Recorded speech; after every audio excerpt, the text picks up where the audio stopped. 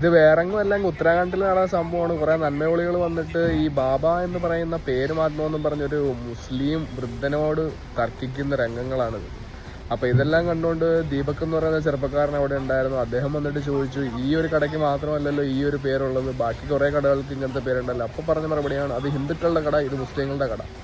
എന്ന് മുതലാണ് ഇങ്ങനത്തെ ഒരു വിഭജനം വന്ന? ഹിന്ദുക്കൾക്ക് ഇന്ന പേരിടാൻ പറ്റുമോ, അല്ലെങ്കിൽ മുസ്ലിങ്ങൾക്ക് ഇന്ന പേരിടാൻ പറ്റുമോ എന്ന് പറഞ്ഞിട്ട്.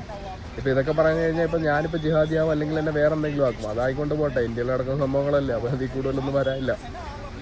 അപ്പം അദ്ദേഹത്തിന്റെ അടുത്തും ചോദിക്കുന്നത് എന്താണ് നിന്റെ പേരെന്ന്. അപ്പൊ അദ്ദേഹം അടുത്ത് പറയുന്നുണ്ട് മുഹമ്മദ് ദീപക് എന്ന്.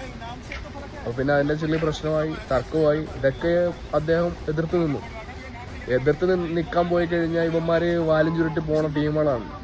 അവന്മാർക്ക് പണ്ടേ അങ്ങനെയാണല്ലോ, ചൂന്നൊക്കെയുള്ള സ്വഭാവമാണല്ലോ.